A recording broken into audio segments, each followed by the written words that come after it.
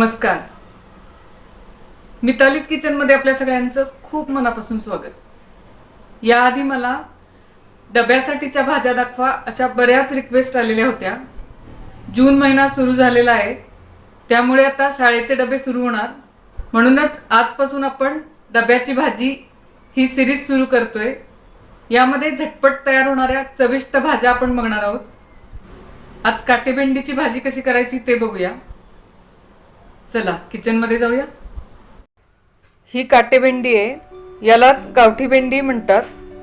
ही अर्धा किलो भेंडी घेतलेली आहे. हे बघा, याला असे बारीक बारीक काटे असतात.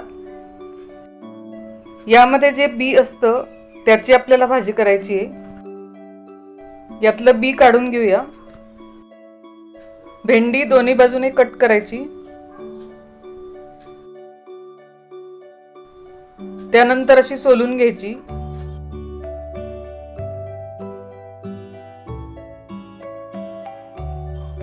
हे बघा, हे असं कणीस असतं. हे कोवळं असेल तर असंच घेऊन याची भाजी करतात. पण ही जी भेंडी आहे ही जून आहे, त्यामुळे मी कणीस घेत नाहीये. फक्त यातलं बी घेऊन भाजी करूया. ही काटेभेंडीची भाजी कोल्हापूर भागात मिळते. हा व्हिडिओ तुम्ही कुठल्या भागातून बघताय, तुमच्याकडे ही भाजी मिळते का ते मला कमेंट्समध्ये सांगा. असं सगळं बी काढून घेऊया.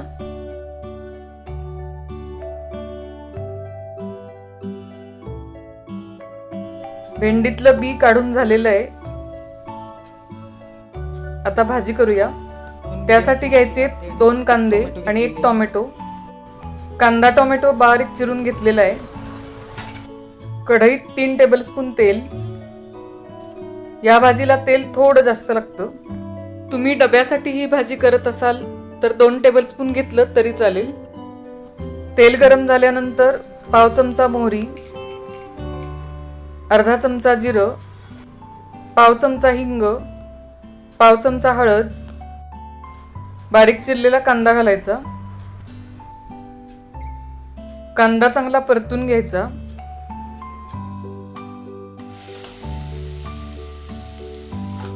त्यानंतर टोमॅटो. या चॅनलवर तुम्ही पहिल्यांदाच रेसिपी बघत असाल तर सबस्क्राईब करा, म्हणजे मी ज्या नवीन रेसिपी अपलोड करते त्या तुम्ही लगेच बघू शकाल. थोडंसं मीठ घालूया. टोमॅटो कांदा छान परतून झालेला आहे. आता एक छानशी वाफ आणूया.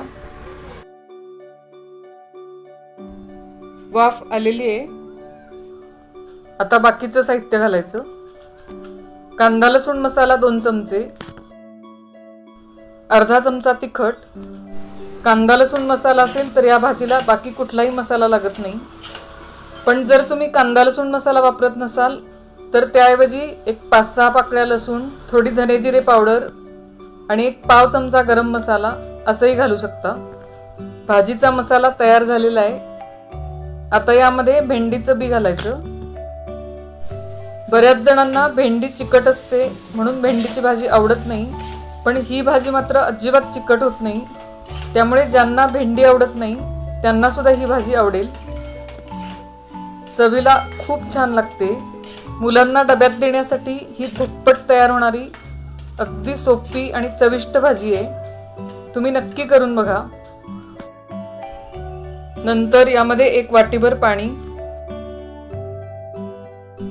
आता ही एक 10-15 मिनिटं लो फ्लेमवर शिजू द्यायची.